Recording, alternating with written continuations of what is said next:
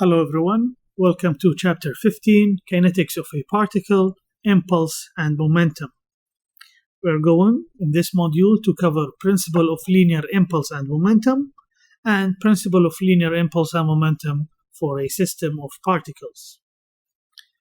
The objectives of this module is first to understand how to calculate the linear momentum of a particle as well as how to calculate the linear impulse of a force. Also, we want to develop the principle of linear impulse and momentum and use it to solve a couple of problems. First of all, start with the derivation of the linear impulse and momentum. We start with Newton's second law. We have summation of forces equals to ma.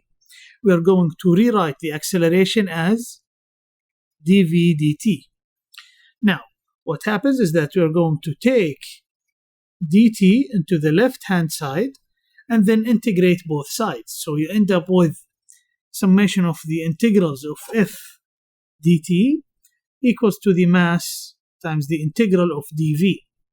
Now, the integral of the summation of forces dt, this is what we call the impulse, and it is basically the multiplication of the force times time. If the force is a function of time, then you have to take the integral. Now, the right-hand side will give me mv2 minus mv1. Each one of these is called the linear momentum, and the difference between the two, that is mv2 minus mv1, is called the change in momentum. Now, let's go a little bit in depth into the definition of these two. So, first of all, linear momentum, which is the mass multiplied by the velocity, and this represents the particle's linear momentum, and we use capital L to describe it. It is important to notice that compared with the kinetic energy of a particle, which is half mv squared, that this is a vector quantity, unlike the kinetic energy, which is a scalar quantity. So in this case, velocity is a vector. It has a magnitude as well as a direction. One thing that is important to notice as well is that you could have, usually we use this linear momentum to measure the impact effect, the effect of an impact. So I could have, for example, a bullet that has a very, very small mass but has a high velocity. Therefore, the impact effect is going to be very high. At the same time, I could have a ship that has a very large mass, but it has a very low velocity. But it will also have a very large impact effect. So it is the multiplication of mass times velocity. Units you can see from the definition of the linear momentum. It is kilogram meters per second or slugs feet per second. Again, this is a vector quantity that has a magnitude as well as a direction. The impulse, as we said, is the integral of the force times dt, and usually this part is used to measure the impulse, which is the effect of a force over a period of time. Also, this is a vector quantity. It has a magnitude of the force as well as the direction of the applied force. It has units of Newton second or pound second. Now, this could be, I could have a force that is changing with time, like in this case. So, and therefore, I need to take the integral of the force between T1 and T2 to find the magnitude of the impulse. If it happens, like on the right-hand side, if I have a force that is constant over a period of time from T1 to T2, then no need for the integral of the force. Force is a constant, and integration of the dt will be T2 minus T1, and I end up with this expression. So if it's constant, it becomes easier, which is most of the cases that we deal with in dynamics. Now, go back to the principle of linear impulse and momentum. I'm going to take mv1 to the left-hand side, and we end up with this equation, and this is basically the principle of linear impulse and momentum. mv1 plus certain impulses, I add all of these impulses, will give me mv2. So the linear momentum will change. Now, these impulses could be a constant force times time, could be the weight, could be a normal force, could be a friction force, and so on. Now, what dictates if these forces are positive or negative is basically the definition that I choose for what is positive and negative. Remember, I told you that these are vector equations. So when I do the principle of linear impulse and momentum in the x-axis, for example, I will dictate if I want positive to be to the right or to be to the left. If I do this for the y-axis, I will dictate if I want positive to be upward or downward, and so on. Okay, so since this is a vector quantity, then I can open it into three equations. I can do it into the x-axis, I can do one in the y-axis, and I can do one in the z-axis. Now, in some cases, you might be asked to find the average impulse force. It's not always going to be a known force that you are dealing with. Sometimes the forces are unknown, and the period of time, for example, could be known to you. In this case, instead of doing the integral, I can rewrite this as F average times T. So I can solve the problem for an average force, and I know the time, then multiply those two to get the average impulse. So you might face this in some of the problems. So, solution guideline to know what are the necessary steps to organize your work, and I strongly recommend that you follow these steps even if the problem looks easy to you. Just follow these steps so that you know that you're solving things systematically to avoid any silly mistakes. First of all, establish your x, y, and z coordinate system. What is your x-axis, y-axis, z-axis? Where is your positive x, y, and z as well? Now, establish the direction of the particle's initial and final velocities. Now, these could be known, so that you have to do them as they are given to you in the problem. If they are unknown, then you have to assume them and follow the assumption when you solve the problem. Then draw the impulse and momentum diagrams. These are similar to the free body diagram. So you have to put all the forces acting on the system that will give you impulses. Also the direction of your velocities. This is the momentum diagrams and the impulse diagrams. Now, include all the forces acting on the particle in the free body diagram. That will create an impulse. Now, some forces will not do work. Remember when we did the previous modules on work and energy, we discussed the work done by a force. If a force does not do work, still put it in the free body diagram because it might give you an impulse. Those two are different. So anything that will give you an impulse has to be included for this part of the equation. Then resolve all the vectors into their x, y, and z components, okay, and apply the scalar principle of linear impulse and momentum. These are the three equations that we show in this slide. After this, forces as functions of time must be integrated to obtain impulses. If I have a force that is a function of time, I will do the integration separately. If it's a constant force, then you can multiply the force by the time directly to solve the problem. So let's start with the first example. You have a 0.15 kilogram baseball that has a speed of 30 meters per second as shown in the figure. So it's coming at an angle of 15 degrees with the horizontal. Okay, so the 0.15 kilogram baseball has a speed of 30 meters per second just before it is struck by the bat. So the player is hitting it with the wooden bat just as it comes with a velocity of 30 meters per second. It then travels along the trajectory shown before the outfielder, which is the player that catches the ball on the right-hand side, he catches it. Determine the magnitude of the average impulse force imparted to the ball. That means imparted means applied to the ball if it is in contact with the bat for 0.75 milliseconds. Okay, so the ball is coming with a velocity of 30 meters per second at an angle of 15 degrees.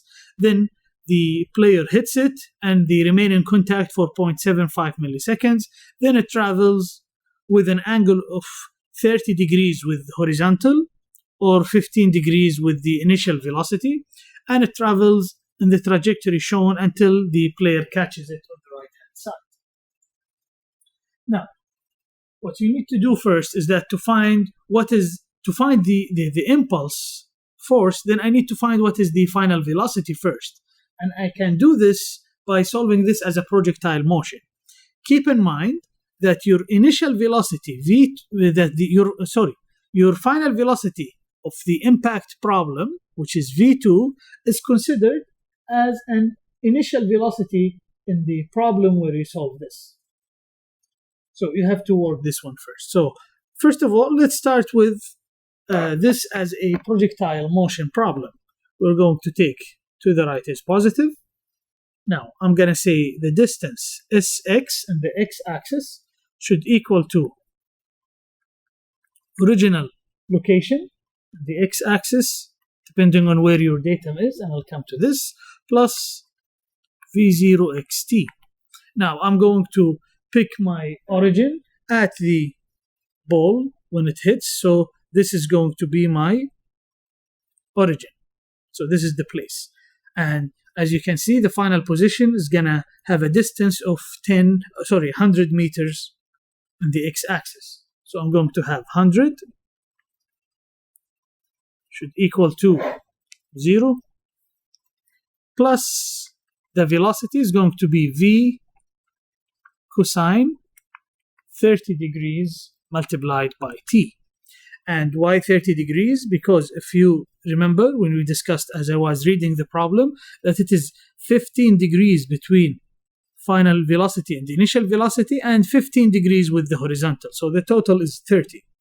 So this will give me an expression for the time, will give me t equals 100 over v cosine 30. Okay. Now I could write another equation for upward. So upward is positive. I will say So I will say in the upward position we can write the following equation saying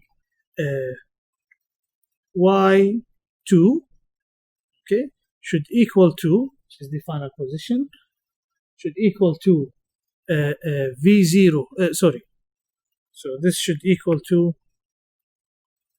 let's use s to use the same terminology. We're going to say s and y should equal to s0 ny plus v0 yt plus half ay t squared. Now t, we already have an expression for it from this part. So I'm going to use that one into the other equation, and the only unknown will be the velocity. So y-axis, you can see that this is 2.5. We started, this is my origin, so I'm already an elevation of 0.75. Therefore, this difference is 2.5 minus 0.75. It ends up being 1.75 because this is my, again, this is my origin. So I'm going to have 1.75 should equal to 0 plus, it's going to be V0, and then you have to take sine of the angle, so it's going to be plus V sine 30 times the time, and the time in this case is going to be 100 over V cosine 30 degrees plus half, and then you have minus 9.81 because it is directed downward, and then you also have 100 V cosine 30 degrees square. Now, if you plug in the numbers and you solve for the velocity, you can do this with a calculator or by hand. You end up with the velocity equal to 34.18 meters per second. So this part is only projectile motion, has nothing to do with this module yet. Now, next, since I already solved the velocity, now I'm going to draw the impulse and momentum diagrams. So the first thing that I'm going to have, I have the ball, and I have an impulse. I have first the impulse coming with the velocity. So initially it had a velocity of 30 meters per second. So it's going to be here the mass 0.15 multiplied by 30. Okay, coming in. And this angle is 15 degrees. Plus, so this is the momentum. Now I'm going to do the impulse forces. I will draw them. I have the weight acting downward, and the impulse of that weight is going to be weight times time. So I have mass times gravity times the time. And if you remember, going back to the problem, that the weight is the mass is 0.15, the time is 0.75. Okay, so in this case I'm going to have the weight acting downward. So this is going to be the weight multiplied by the time. Okay, also I'm going to have an average, the force that is applied by the bat. It has an angle. I can write it as two components. I can write it as the average impulse in x, and upward I'm going to have the average impulse in y. Because if you remember, the problem asked you to find the average impulse force acting on the ball. So I'm going to have it as two components. So I'm going to do one in x, one in y, and this should equal to the final linear momentum, which is the one acting upward. And we already found the velocity, and this is going to be 0.15 multiplied by 34.18. And this has an angle of 30 degrees. Okay. Now I have everything clear in this case, so we'll start writing the equations. So let's start first with the x-axis. I'm going to write this for the x-axis. I'm going to have m v1x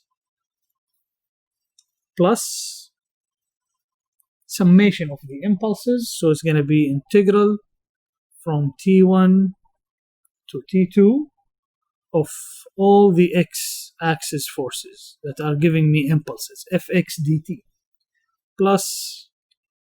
should equal to m v2x.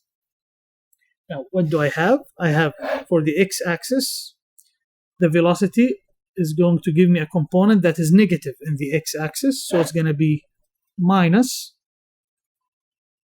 0.15, which is the mass, times the velocity, which is 30, and the x component is going to be cosine the angle.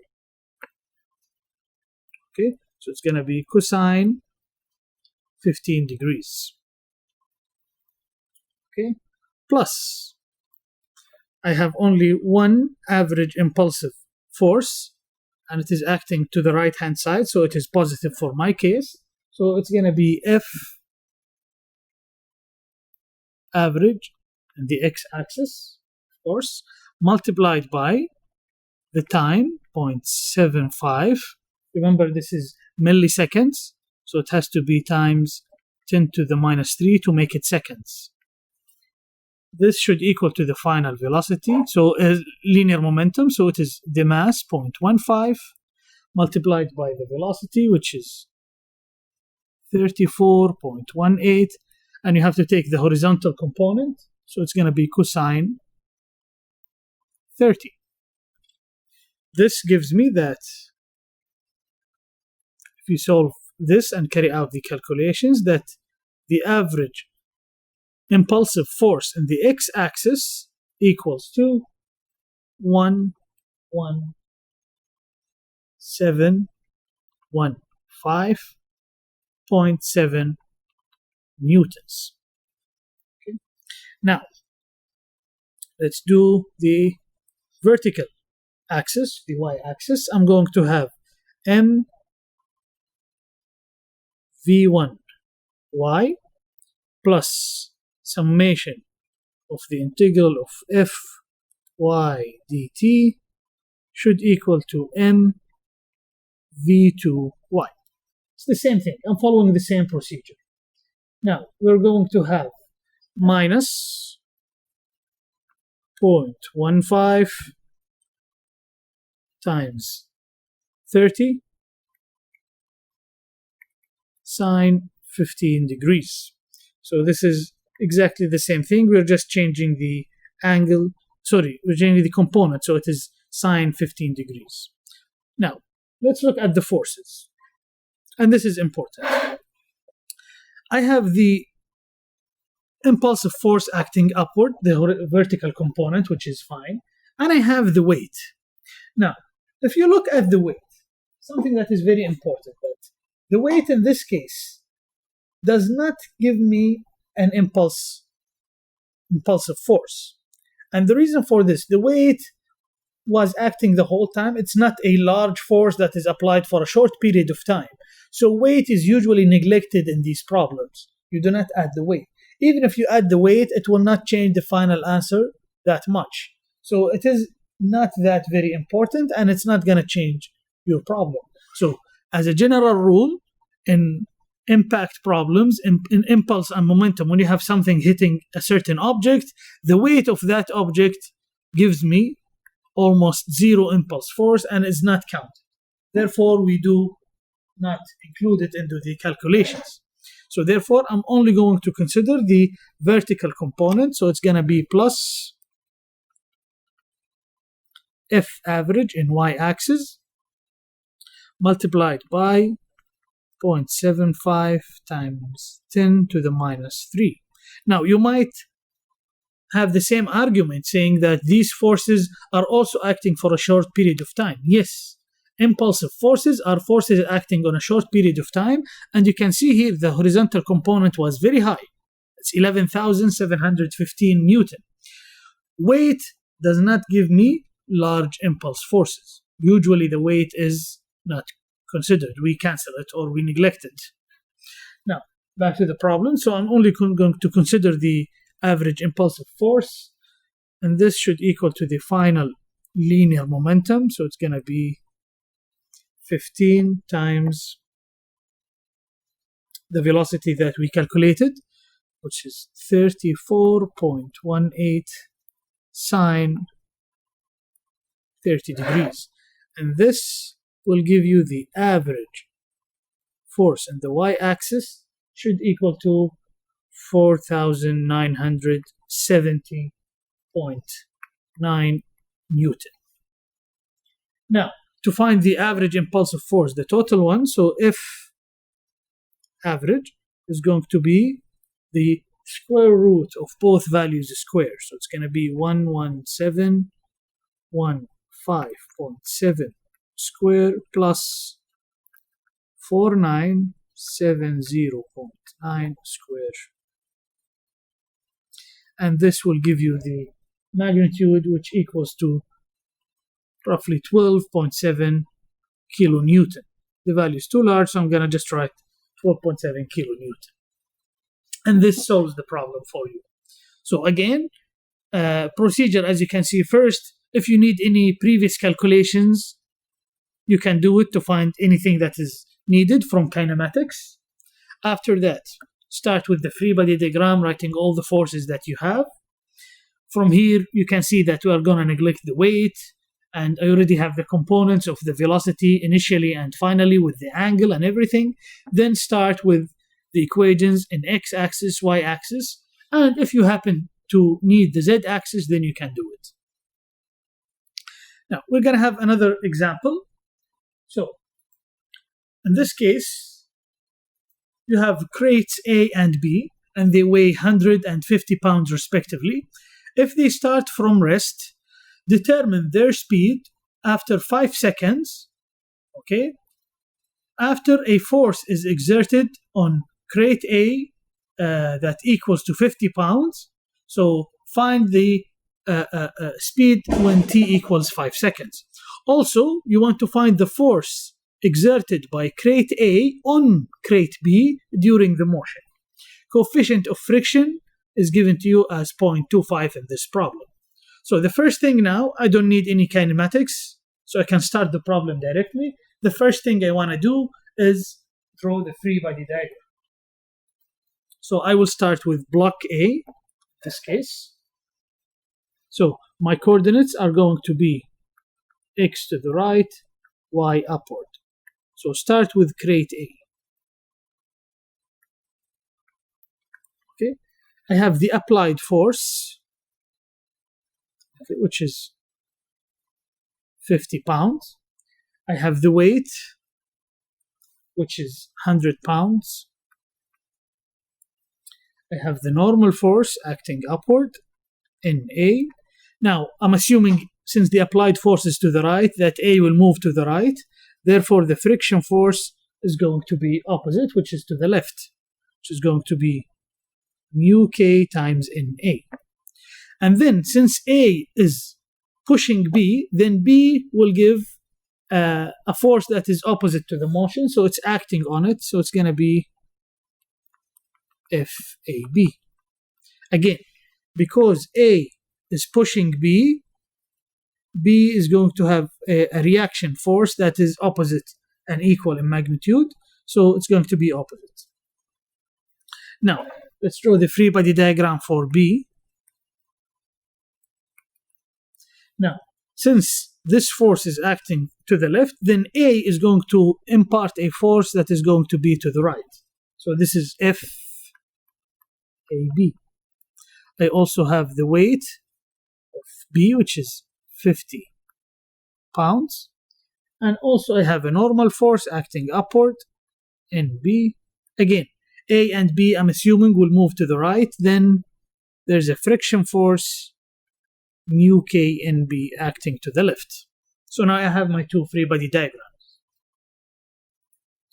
Now, the first requirement was, if you remember, to determine their speed after 5 seconds. Second requirement was to find the force exerted by crate A on B, which is FAB in this case. We have the free body diagram already ready. So what we need to do now is that to start with crate A, the first one, we are going to apply principle of impulse and momentum. So I will choose upward as positive. I will start with M. This is for block A, so it's going to be MA VA1, okay, in the y-axis, plus summation of F dt. This is the impulsive forces, okay, so it's going to be summation of F y dt equals to MA VA2 in the y-axis. Now, this could be done using Newton's second law or by principle of impulse and momentum.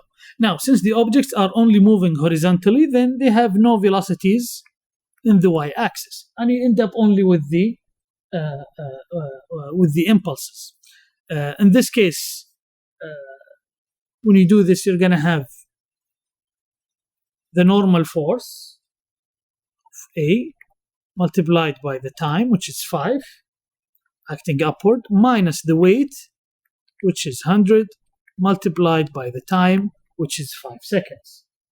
Therefore, this gives me that NA should equal to 100 pounds.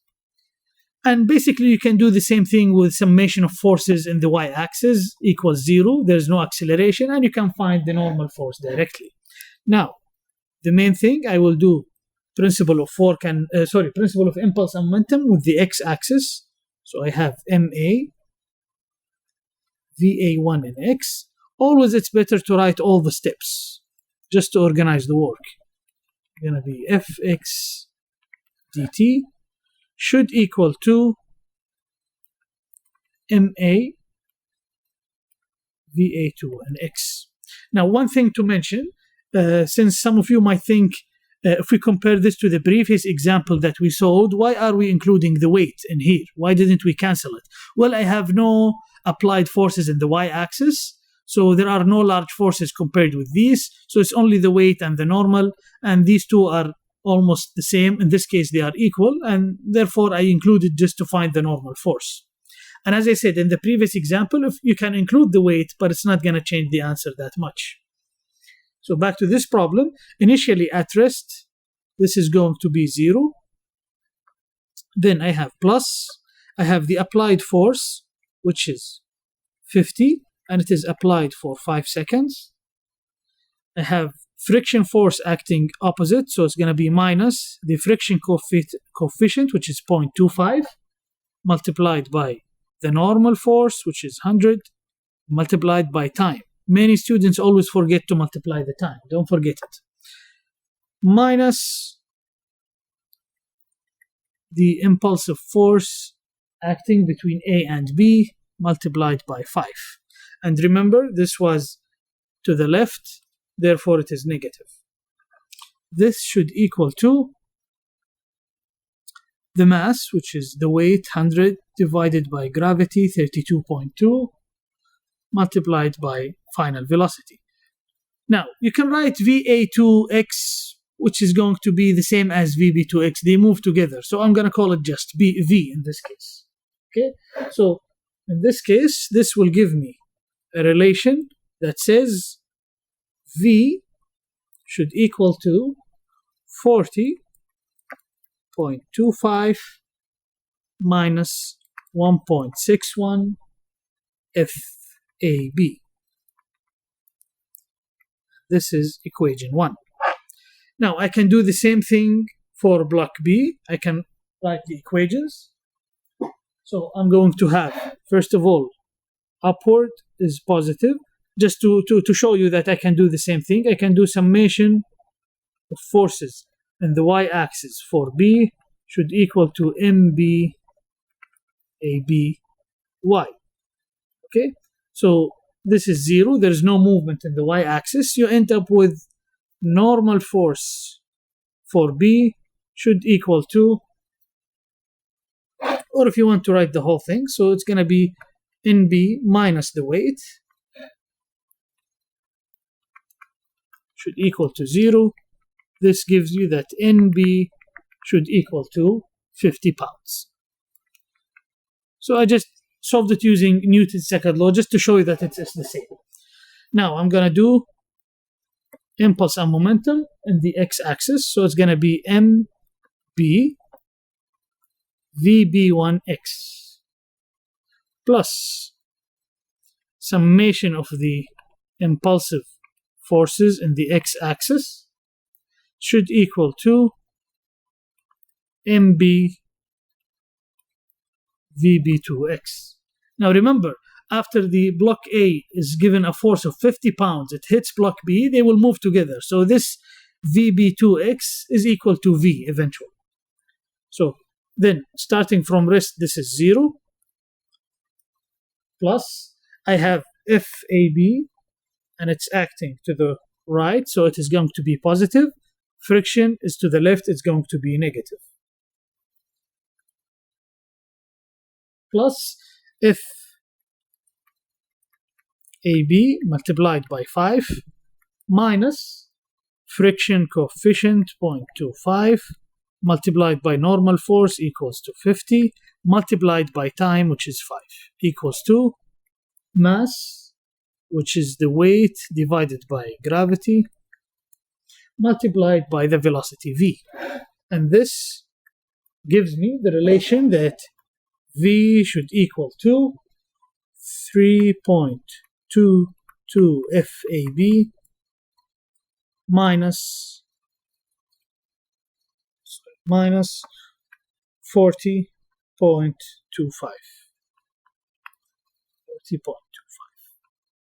And this is equation 2. Now, from 1 and 2, I can solve these two equations simultaneously, and I get FAB will equal to 16.67 pounds. Okay, and the velocity of A or B, they are the same. It's going to be 13.42 feet per second. Okay, and this solves all the requirements in this problem. And with this, I conclude this module. I hope that it was useful to you, and I wish you the best of luck in your studies. Thank you.